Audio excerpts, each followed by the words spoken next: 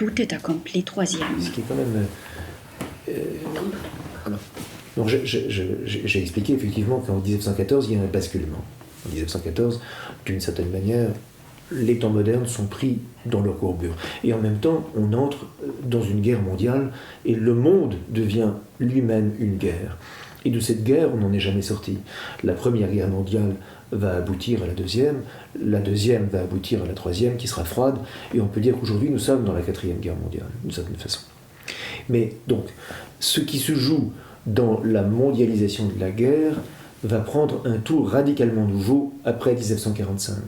C'est-à-dire, en 1945, on peut dire qu'il y a deux éléments qui interviennent simultanément.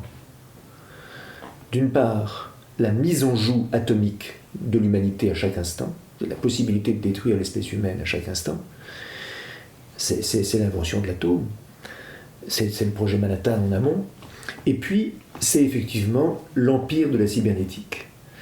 Ces deux sciences, enfin ces deux possibilités qu'offre la science sont à penser en même temps. Et je pense qu'on ne peut vraiment envisager le dispositif que si l'on a en vue la simultanéité de ces deux mises en place. L'atome d'un côté, la cybernétique de l'autre. Heidegger disait d'ailleurs, la cybernétique, c'est la métaphysique de l'âge atomique. Donc il avait pensé ce lien.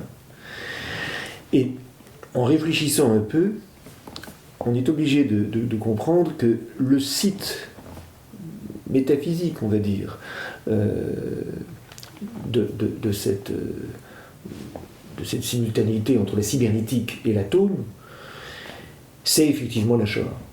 D'une certaine manière, la Shoah qui intervient pendant la Deuxième Guerre mondiale, c'est-à-dire la tentative d'exterminer le peuple qui porte Dieu, et à travers ce peuple, la tentative de mettre un terme à Dieu lui-même, à tuer Dieu d'une certaine manière, l'orchestration forcenée par les nazis de la mort de Dieu, va aboutir à cette possibilité, à l'issue de la Deuxième Guerre mondiale, de mettre en joue définitivement l'humanité, c'est-à-dire qu'effectivement, nous vivons aujourd'hui dans la possibilité de l'extermination de l'espèce humaine.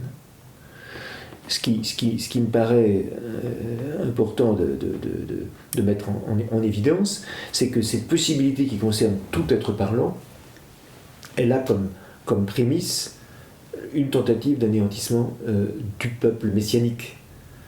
Donc il y a un lien à penser que les temps modernes refusent de faire. Il y a un lien à penser entre, d'une part, la Shoah, la cybernétique et la mise en joue atomique. Il y a un lien qu'il faudrait mettre en évidence. Et ce lien nous conduit à une hypothèse un peu étrange. Loin que nous endossions, enfin, au lieu d'endosser la formule de Protagoras, l'homme est la mesure de toute chose, on pourrait dire plutôt Israël est la mesure de toute chose. Et du coup, on pourrait penser ensemble les deux maisons d'Israël, c'est-à-dire d'une part la synagogue, pour employer cette formule facile, et d'autre part l'Église, pour employer cette autre formule, et dans la mesure où ces deux termes grecs, synagogué et ecclésia, traduisent le même vocable hébraïque, kal, qui renvoie à la communauté d'Israël en fait. C'est à la communauté qui assure au sein des 70 nations la présence de Dieu, la Shrina. Donc c'est de ça qu'il est question dans l'histoire du XXe siècle, et ça implique, pour le comprendre, d'être capable, d'une certaine manière, de relier l'histoire profane, celle qui se déroule sous nos yeux et que les historiens décrivent, et l'histoire sacrée. C'est de comprendre que, par exemple, le site de la Shoah, on peut le trouver aussi dans la Bible elle-même, c'est-à-dire dans le livre d'Esther. Le livre d'Esther parle d'une tentative d'extermination des Juifs qui est enroulée avec une possibilité messianique. Donc il y a un lien entre la possibilité de détruire Israël et l'éventualité d'un retournement messianique. Voilà.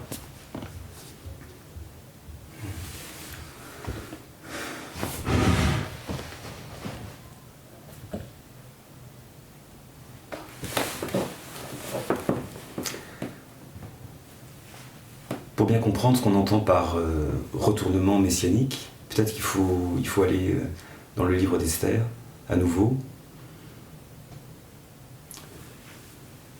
Aman,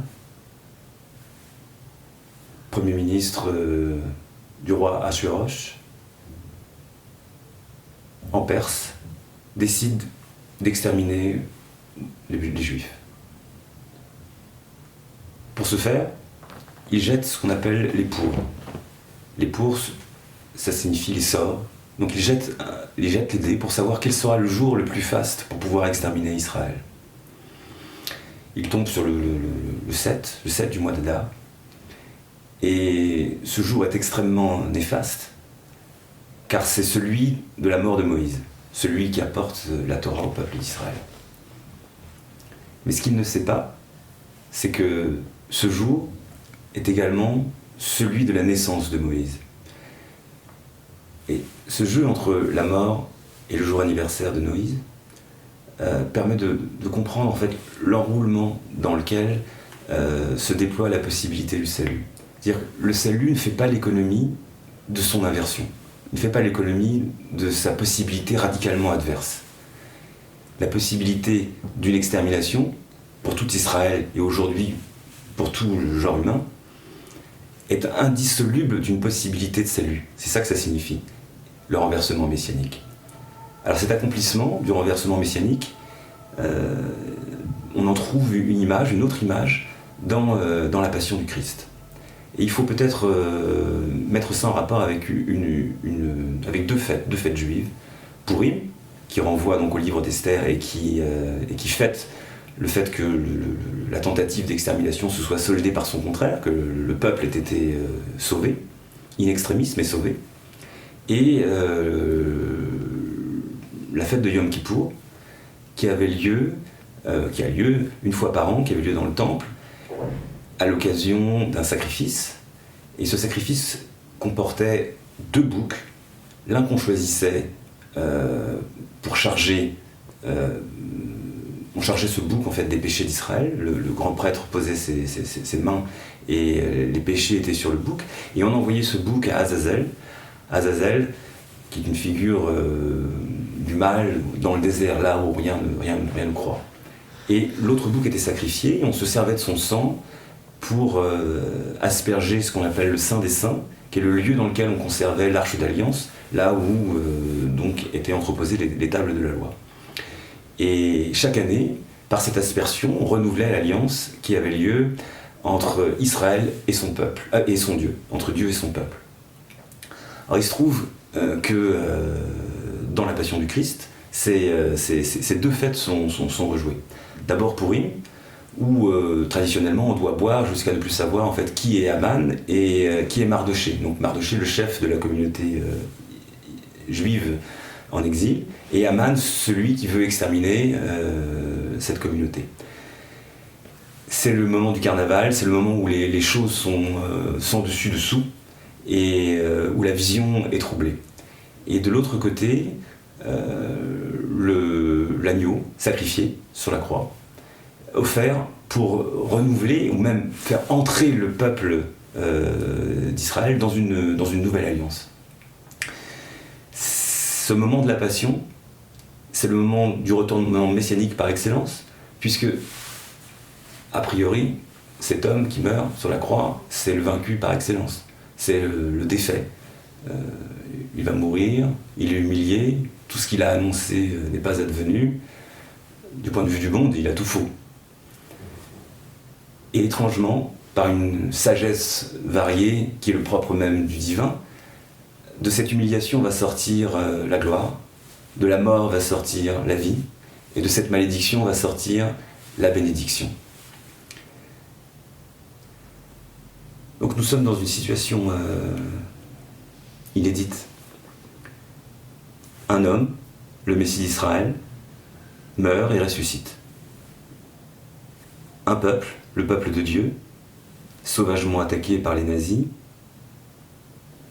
à qui on promet une extermination complète, s'arrache à cette extermination complète. Et le monde, engrainé dans le dispositif qui émerge au sortir de la Seconde Guerre mondiale, le monde, les êtres humains, les êtres parlants engrainés dans ce dispositif, avec la convergence d'un côté de la biologie et de l'autre côté de la cybernétique. Les êtres parlants promis à l'usinage, à la destruction, à l'extermination, réduits à n'être que des fonctions du flux, des données qui sont échangées et qui ne sont désormais, ou ne seront désormais, que le support du dispositif qui devient l'invariant en fait de toutes les relations, à tous les niveaux. Et la seule entité, la seule réalité qui s'accomplissent dans la gestion perpétuelle, le calcul perpétuel, l'agencement perpétuel. Donc d'une certaine manière, il y a une continuité entre ces trois moments thanatiques, la passion du Christ, la Shoah, et une forme de passion que le monde et que les êtres parlants sont amenés à vivre, ou vont être amenés à vivre, à travers des idéologies qui se mettent en place et qui sont profondément thanatiques. Et là, je pense au transhumanisme. Le transhumanisme ne propose rien de moins que de nous transformer pour être adaptés, à un monde qu'on nous promet invivable à travers la crise climatique, mais aussi au monde des réseaux, au monde de la virtualité, de sorte que le dispositif s'adaptant à notre biologie, et que notre biologie s'adaptant au dispositif, nous formions plus qu'une seule réalité. Et si l'on en croit cette idée que l'histoire profane est enroulée dans l'histoire sainte, alors que tout semble perdu, alors que c'est le pire des cauchemars qui s'ouvre devant nous et qu'il n'y a plus de raison d'espérer quoi que ce soit, la possibilité d'un retournement messianique est à l'œuvre. Alors qu'est-ce que ça veut dire dans nos vies ? Comment accueillir cette parole ? Comment est-ce qu'on enchaîne avec cette idée ? Peut-être Jacques, là. Il y a juste un point qu'il faudrait qu'on mettrait avant, peut-être, c'est sur le dispositif. On a oublié de dire que c'est un processus d'inversion, c'est-à-dire que le monde réel devient un moment du monde virtuel. De toute façon, au montage, je pense qu'on peut choisir des moments. Quand on veut rentrer dans le royaume, Non, c'est pour le dispositif, vraiment. Parce que sinon, ça fait. Il faut le mettre au moment où on parle du dispositif, en fait. D'accord. Je pense que. Ah bon ? Vous restez là ? Oui, pourquoi pas. Peut-être tu peux commencer en le disant. On va mettre ça au moment du dispositif, puis tu t'arrêtes un petit peu. C'est comme un clap, tu vois, qu'on sache après, parce qu'on va se mélanger sinon. Oui. Ah oui. Alors peut-être qu'il vaut mieux le mettre, ce passage-là, au moment quand on parle du dispositif. Alors, il y a un point tout à fait étonnant, c'est que le dispositif, en fait, met en place ce qu'on pourrait appeler une inversion généralisée. C'est-à-dire que dans la nouvelle configuration, le monde réel lui-même est devenu un moment du monde virtuel. Par exemple, dans l'économie financiarisée, complètement connectée au réseau, dicte sa loi au monde de l'industrie. Avant, la finance était là pour se caler entre l'industrie et le commerce, d'une certaine façon. Aujourd'hui, c'est exactement le contraire. Donc c'est un nouveau paradigme qui se met en place avec le dispositif et qui fait que, d'une certaine manière, nous ne sommes plus dans ce que les disciples du Durkheim appelaient le moment sociologique. C'est-à-dire qu'il y a eu un moment où, effectivement, Dieu a été tué et la société l'a remplacé. La société est devenue Dieu à la place de Dieu.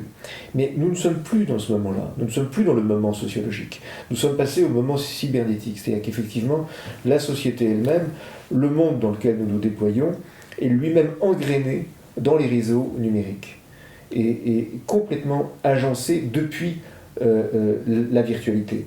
Et donc effectivement, il y a cette inversion. La réalité est aujourd'hui un moment du monde virtuel. Et c'est ça qui fait que, effectivement, les partisans de la bonne cause, les révolutionnaires de tout poil, sont complètement sidérés. Ils ne peuvent rien faire par rapport à ça. C'est qu'ils sont prisonniers de cet instant spectral, de ce moment cybernétique. Voilà. Et peut-être pour rajouter, pour aller dans ton sens, ce sont un close. Ah oui. Alors, Ah bon ? Le propre du moment que nous vivons, qui est le moment cybernétique, c'est qu'effectivement, c'est celui d'une instantanéité. Et donc, le temps est finalement celui de la vitesse de la lumière, 300 000 km/s. Donc par rapport à ce temps-là, tous les autres temps apparaissent comme relatifs. Et il n'y a plus de place pour une diachronie, il n'y a plus de place pour justement une vie historique. Or, tous les mouvements révolutionnaires liés au temps moderne supposent l'existence d'une vie historique, supposent donc une diachronie. Là, il y a vraiment... Yannick parlait tout à l'heure de kidnapping. Au fond, l'essence du kidnapping, il est là.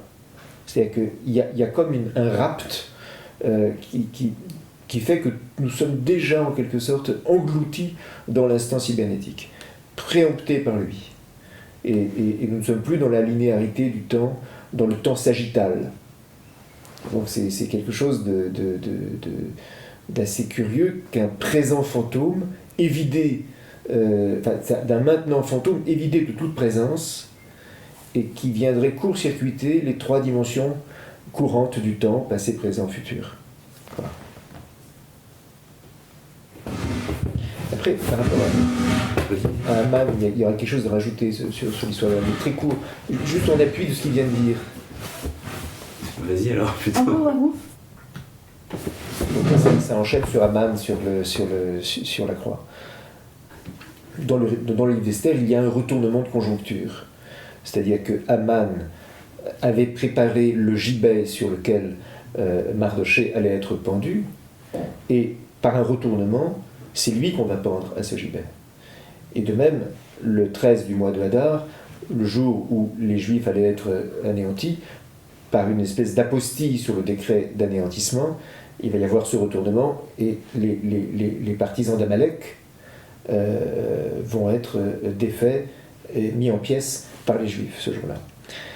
Curieusement, la même chose intervient au moment de la Passion christique, c'est-à-dire que le Christ est Israël en tant qu'il est le Messie.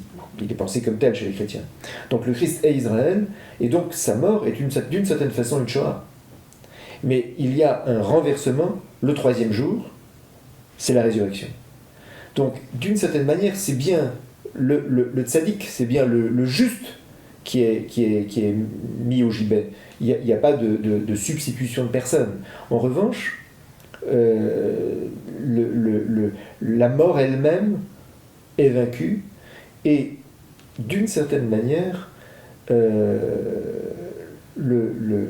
Jésus accomplit le nom du persécuteur, Haman.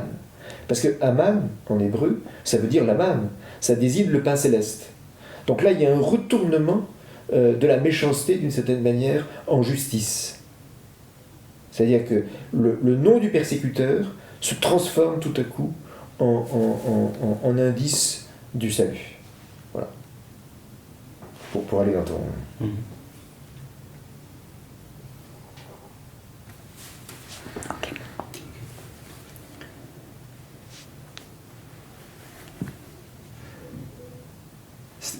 Il est intéressant de voir que la résurrection du Christ opère non pas malgré la mort, mais depuis la mort. Et il est intéressant aussi de voir que les transhumanistes se sont fixés comme projet de vaincre la mort. De certaine manière, le projet est identique. Vaincre la mort à l'intérieur du cercle dans lequel on s'est maçonné, le cercle techno-scientifique. Ça implique de renouveler la biologie, ça implique d'engendrer un monde de cyborgs unisexes qui soit en rapport avec le dispositif, qui leur donne tous les attributs du dispositif, c'est-à-dire omniscience, illimitation, omnipotence, tout ce qu'on peut imaginer, qui renvoie à une accumulation de puissance. Et de l'autre côté, cet étrange événement, la résurrection, qui opère non pas malgré la mort ou contre la mort, mais depuis l'intérieur même de la mort, et en faisant l'expérience de la faiblesse. Donc deux projets totalement radicaux d'un côté, et opposés.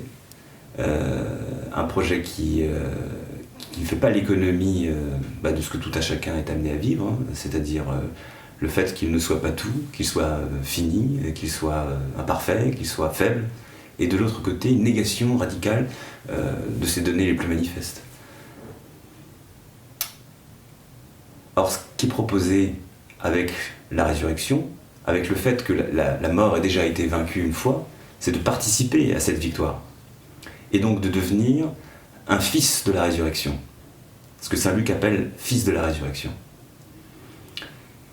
Et devenir un fils de la résurrection, ça implique 2 sauts. On parlait tout à l'heure de faire le pas de côté, d'entrer dans les paroles. Et ces 2 sauts sont les 2 sauts qui ont un rapport avec la parole. Et la parole, on en parlera peut-être tout à l'heure, mais ça n'est rien moins que le sous-jacent du monde. Sans parole, il n'y a pas de réel. Ce premier saut, c'est le saut vers la parole. C'est celui que fait tout poète, tout artiste. C'est pas le saut qui nous permet de bien parler, si une chose comme ça est possible. C'est le saut qui nous met en disposition d'entendre ce qui parle en nous et autour de nous, qui nous dispose à une écoute, qui nous tourne vers la parole qui nous précède, qui a toujours déjà parlé et qui parle à travers ce que nous-mêmes nous avons à évoquer, à dire. C'est ce saut qui nous permet de déterrer d'une certaine manière la parole qui a été enfouie en nous et qui est le lieu même en fait, de notre existence, sa justification. Et donc c'est une expérience de conversion, non pas religieuse, une conversion à une écoute, à une disposition. Le fait de ne plus être en retard par rapport au monde qui nous précède, mais d'être son contemporain, d'être précisément ajointé à l'instant qui vient et qu'on habite. Et puis il y a ce deuxième saut, non plus le saut vers la parole, mais le saut dans la parole. Alors le saut dans la parole, c'est une expérience un peu difficile à nommer, et c'est l'expérience du point que Yannick évoquait tout à l'heure, qui a à voir avec la littérature, et qu'on a appelé le royaume. C'est ce lieu indisponible à toute tentative d'appréhension, de mise d'arraisonnement. C'est ce lieu depuis lequel une forme de richesse indéfinissable, absolue, se donne en permanence, un infini. Entrer dans ce lieu, devenir un fils de la résurrection, c'est faire l'expérience de la jouissance même du divin. Alors c'est un lieu qui est étrange parce que c'est un lieu qui, à partir du moment où on en fait l'expérience, qui nous expulse. Donc d'une certaine manière, on a toujours à entrer dans la parole, comme on a toujours à entrer dans la jouissance. Et c'est ce que fait la littérature. La littérature, elle se déploie du lieu le plus radicalement opposé à cette jouissance et à cette plénitude, qui est le lieu du mal, en un sens, le lieu de la lézarde, de l'absence, du fait que tout n'est que boitillement, souffrance, douleur, absurde. Et à travers le saut vers la parole, à travers cet exode dans la parole, elle emmène l'écriture qui se fait, la parole qui se dit, le lecteur qui la lit, dans une remontée dans la parole. Et c'est aussi une remontée, évidemment, de l'âme, mais une remontée du monde aussi. C'est-à-dire qu'il s'agit d'entrer dans les divers niveaux de langage qui structurent le monde. Alors, la pensée juive, la pensée chrétienne ont développé toute une mystique autour de cette remontée à l'intérieur de la parole. Mais peut-être pour bien comprendre ce dont il s'agit, il faut poser la notion de vêtement. Dans la pensée biblique, on parle des différents vêtements. Or, ces différents vêtements sont différents degrés d'interprétation de la parole.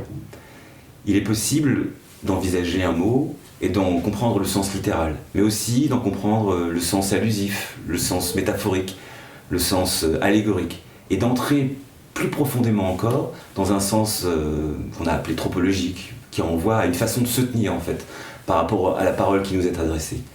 Et plus profondément encore, il y a un sens secret.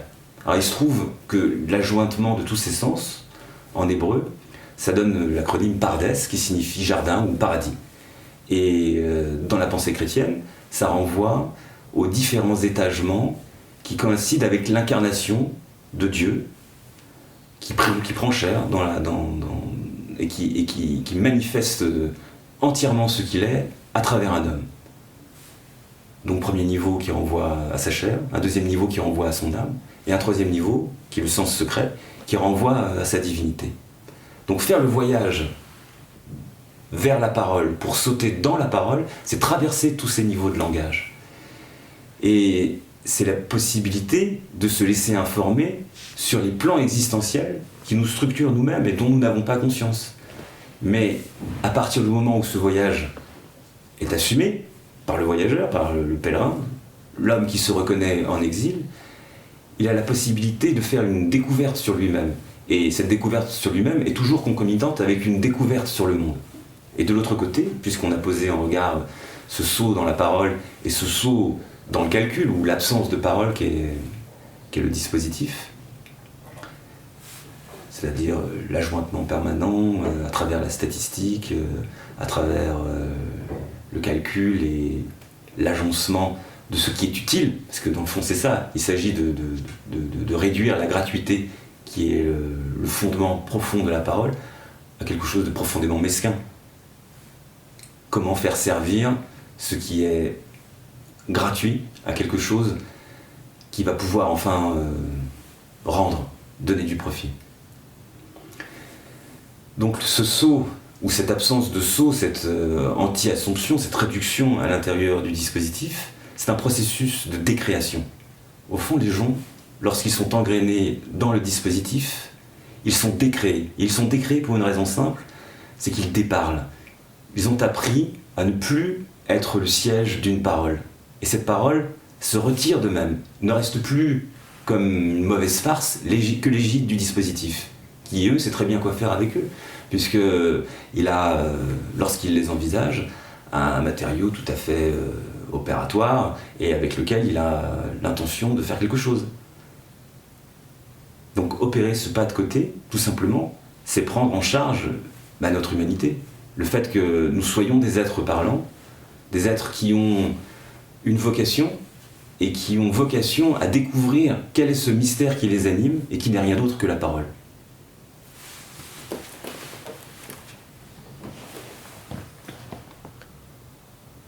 Bon, alors je suis prête. Alors d'une certaine manière, le dispositif, dans son caractère effectif, devient le sous-jacent de tout ce qui existe aujourd'hui. C'est-à-dire que tout ce qui existe, tout ce qui a lieu, a comme sous-bassement, comme comme sujet, comme substance, le dispositif. Et d'une certaine manière, le dispositif, qui n'est pas vraiment un homme, enfin qui n'est pas du tout un homme, qui n'est pas non plus un dieu, réalise d'une certaine façon la position exactement contraire de celle du Messie. Il est ni un homme ni un dieu, mais il est justement en regard du Messie d'Israël, d'une certaine manière. Il est celui qui attire tout à soi vers une destruction.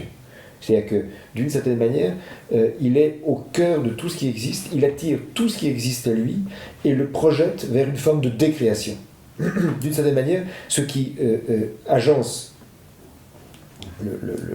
l'agencement de tous les agencements, d'une certaine manière, ce qui le conditionne, c'est un dispositif de décréation. C'est une volonté de mettre un terme à l'existence même du monde, d'une certaine façon.